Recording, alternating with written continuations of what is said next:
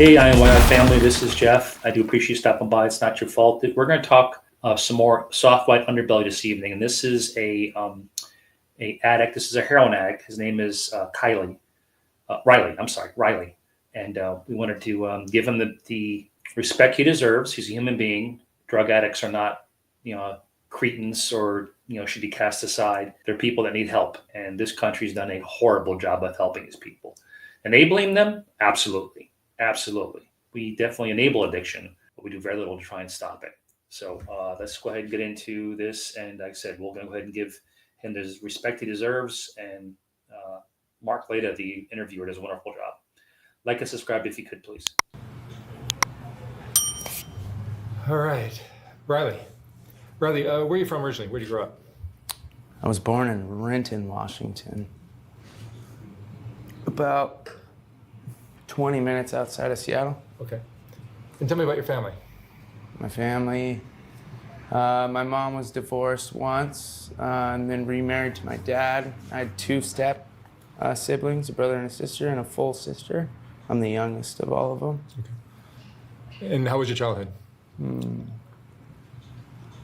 My childhood was like very similar to everyone else's. My parents tried, they put me in sports.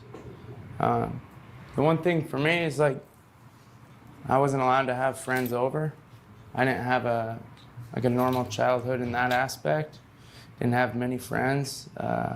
Lived out in the woods. Didn't see a lot of people. There wasn't a huge population in my hometown or at my high school. But I spent a lot of time with probably my sister and one of my really good friends and playing sports. So pretty nice childhood, except for a little isolation.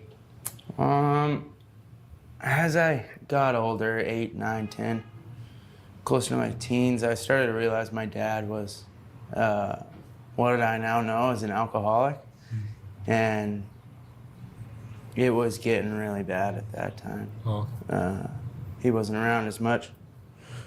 He was only around if it was to force me to play some kind of sport that he wanted me to play or control me in whatever he wanted to do. And so it was kind of weird in that aspect. Any abuse or anything like that? Yeah, well, of course, yeah. Like I said, I wasn't allowed to have friends over. Didn't understand that, so I asked him why. At like 10, I asked my mom.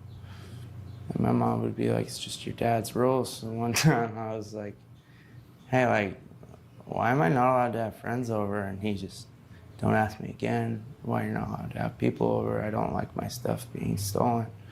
Or I don't like to have to watch after one of you. Why would I have to look after two of you? And I asked him again, he hit me and he said, shut up, don't ask me again. And so I didn't ask him again. Shit like that, yeah. He would, I was physically, mostly verbally abused by him. And you left home at what age? As soon as I could at 18. 18? And where'd you go? I moved in to my buddy Connor's house. My buddy Connor went to high school together. Me and a couple other friends, we moved in with him after his dad was hit and killed by an inebriated driver from our school, actually. It was pretty crazy. It was crazy. And then drugs came in the picture for you at what point? Then. Right then? Right then. Yeah. It was just, partying, weed, fun parties up until I graduated. Actually, looking back on it, graduation day, I'd gotten pretty fucked up, pretty drunk, took some pills that day, and with everyone from graduation. Like, that's not normal. Not everyone did that. I was nodding out during graduation. And of course, I'd smoked weed, and I was hoping my parents wouldn't notice. And that's not normal, you know what I mean? So 18, 19 is when that started. I started with pills. I was always able to set pills down, though. And I watched my buddy Connor, who I moved in with. That was the first time I realized that there was the thing called withdrawal. It was the first time I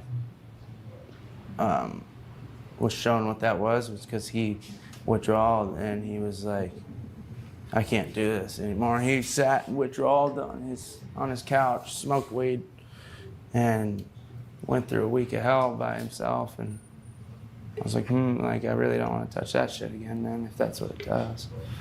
This is crazy. So where did the drug situation go from there for you? So,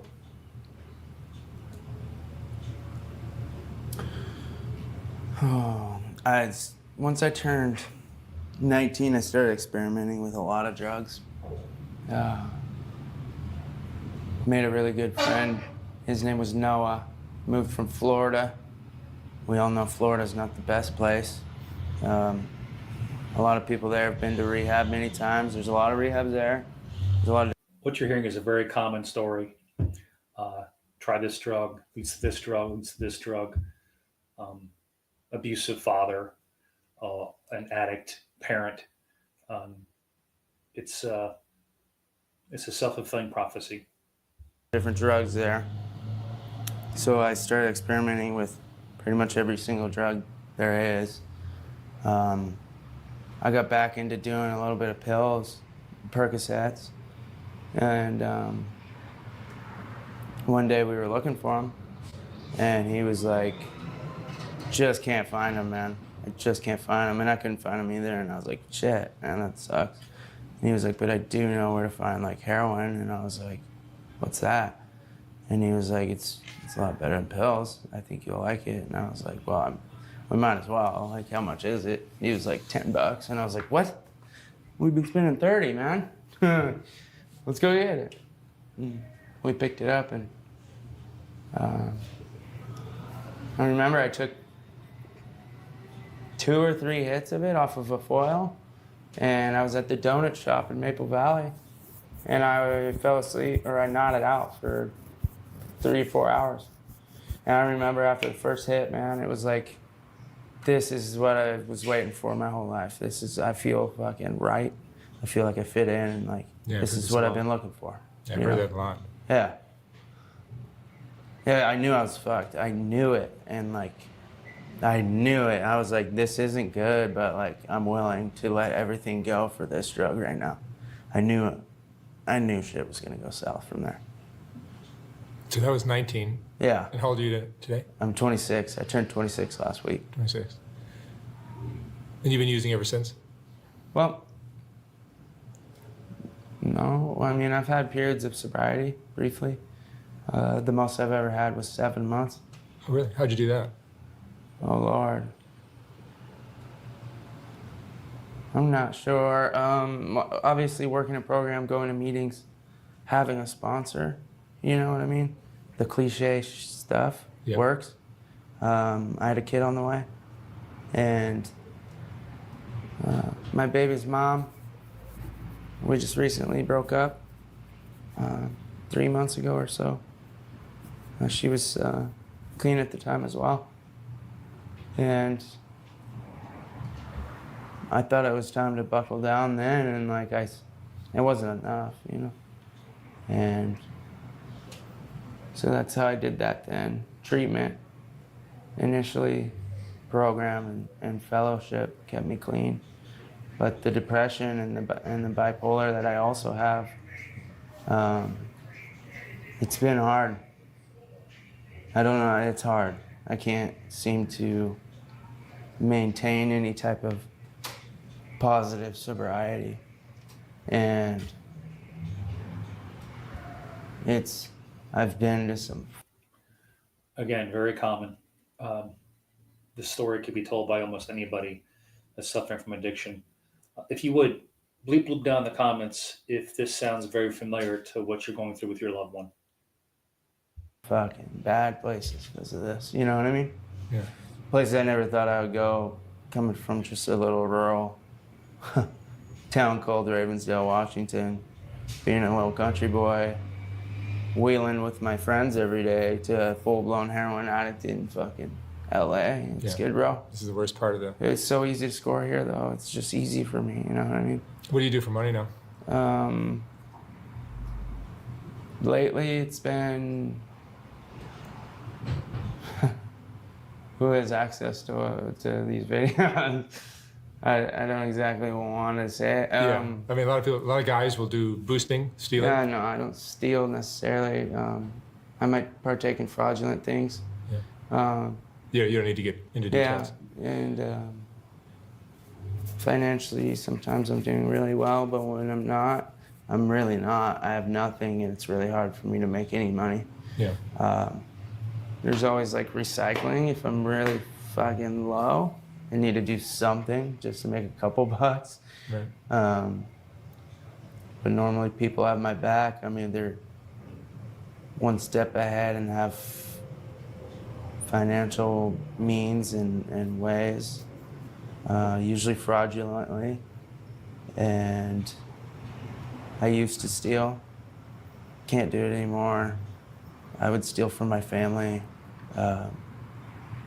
steal from my girlfriends, steal from myself, stores. Stupid. Yeah. What do you think most people don't realize about addiction? The biggest one for me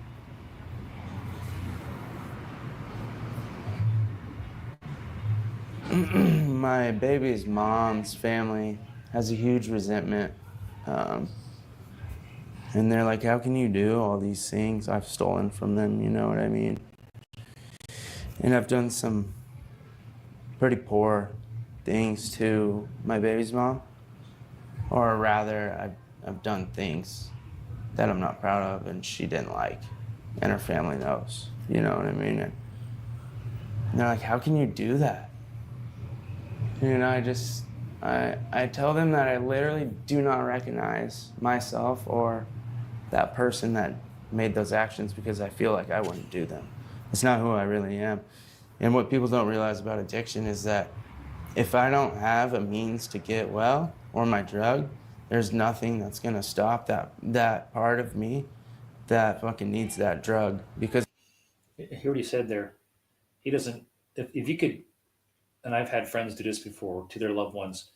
If you could film your loved one while they're under the influence and play it back to them later on when they're somewhat sober, lucid, and present, they wouldn't recognize the person they're watching because they don't believe they were doing the things they were doing. it comes before everything. It doesn't matter. It will come before my son, my family, my well-being, water, food, sleep, sex, anything. Yeah, someone told me recently it becomes more important than survival. Exactly. That is it. That is survival. And that's how an addict's brain works, and it's just fucked. That's why when commenters on my channel will say, oh, you just got to go to rehab and stop. It's like, you probably have as much or more common sense than all the common sense that's being commented, but it's not about common sense. It's really it's sad that people think it's a choice or, A decision. they're just like, oh, it's sad they can't get their lives together. Well, man, it's sad that you're fucking even commenting on that and not helping that person, because if you were in that position, would you not want help? It's something like 90% of addicts don't get help. I think it's 99% of addicts don't get help. And even though I've received help, it's never been enough for me to continue and keep a healthy life. Like, I've been in and out of treatment 15 times and hopefully 16 today, because I really want to go to treatment today. And Again, this country does an amazing job of one thing, and that is perpetuating addiction. It leaves borders unopened to the drugs can smuggled in here instead of building rehab facilities or clinics. They build prisons or hospitals. These people don't need to go to prison.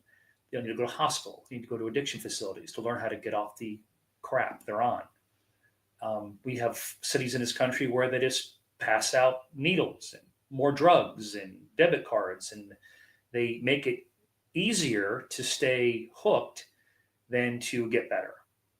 And that's a failure by this country, its politicians, its society, and we need to do a better job of that. We really do, because this is not ever going to end unless we get serious about addiction. And we're trying to set that up, which is weird that this happened, but I've been in and out 16 times, and it's been the fucking hardest thing I've ever had to do. People don't understand that how fucking hard this shit is, man. And no matter what my outside circumstances are, I have a son. Baby mama just got clean with me fucking 4 months ago. She broke up with me and has a new boyfriend. Like, she's clean. That's awesome. My son, not gonna be enough to keep me clean. Like, just because I have that responsibility and just because I want to, doesn't mean like I'm gonna. It's fucked up. It's fucked. It's sad. It's like a curse that you can't shake. Do you think I can, man. I gotta find something that works. Do you know what I'm saying? Do you think it's perhaps just your version of your dad's alcoholism that you're experiencing? I mean, I believe I'm an alcoholic too. I'm an alcoholic and an addict. I do believe. Did your dad ever get clean? No. I do believe the way he raised me was not very. It wasn't a good start to life and how I should treat people. He didn't treat me he didn't give me like good values. He didn't show me shit. Unless I fucked up, then he showed me that I fucked up, you know? I do believe a lot of the negative traits he has, like, Just so you know, the balance has to be for the addict or alcoholic. They have to want the sobriety a nano percent more than they want to get high or drunk again. The seesaw has to be, it can't be level. It has to be tilted in one direction, and unfortunately, most times tilted in the direction of using again. So they go right back down again. But if they can get to the point where they want it more than they want to get drunk, it gets easier and easier and easier. And that's for this. I think that's what this kid is. 16 times. This will be his 16th time going to rehab and or addiction recovery. And heroin is and not to play with. That's something that it's very difficult to beat. Let's just get more into his story. narcissism and whatever, just being mean, man. And an asshole and fucking, what is it? When you say don't do something and then you go do it. Oh, a hypocrite? Yeah. You know? And he hates liars. I grew up with a dad that hated liars, and fuck, I turned into a liar quick. Ever since I was young, like 6 or 7. And then it turned into habitual lying with with my baby's mom.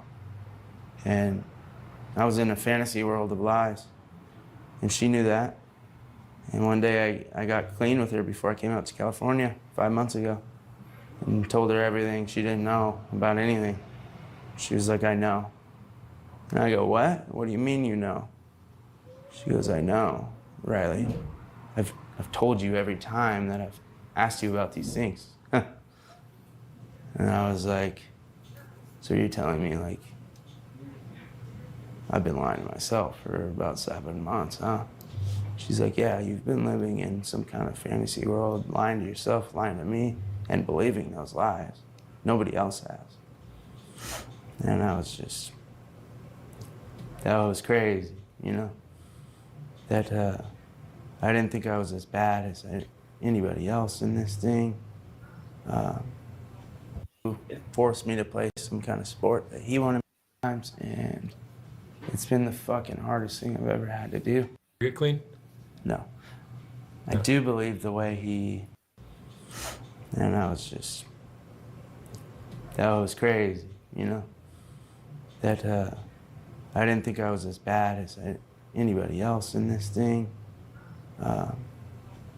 Because coming from treatment, like you see other people, I didn't think I was as bad. He seems so. Again, I've been around a lot of addicts and alcoholics. He seems like he wants to salvage his life. He really does. It seems like he knows his situation, how dire it is. I could be wrong. I don't know him, but hopefully he gets the help he needs. Bad or gone as far. I wasn't in denial still. I have a problem, right? But I was, man. I had a problem with bipolar, and I didn't understand that I used people, places, and things to make me feel better. And it went in cycles, and I would lie to myself that everyone else believed my lies. It's horrible, and you know, I lost a great relationship, and my son to CPS, and then we're fighting for custody back right now. So it was a bummer to have her leave, you know. But sorry. It's okay. You're still young yet. Yeah. You have a long future ahead of you that you can straighten out, but I'm not saying it's easy. No, it's not. But now I'm in a position where I'm alone, and I'm forced to look at me, and I just gotta fucking do it one more time. You know what I mean? That's all I gotta do. Is just fucking do it one more time and give it everything I have, because I don't want to live out here homeless. You know what I mean? People may think that like it's a choice. No, it's the worst thing, man. I don't like it out here at all. It's just hard, you know? It's hard. It's a horrible way to live. Yeah, I mean, I'd rather be back in Washington with my baby's mom and not single with a child, you know, that I can't see now, and owning our house. I don't want to live on the street away from those things, you know? But that's how hard this shit is, you know? It's crazy. All right, Riley, thank you so much for sharing your story. You're welcome. And good luck. Thank you.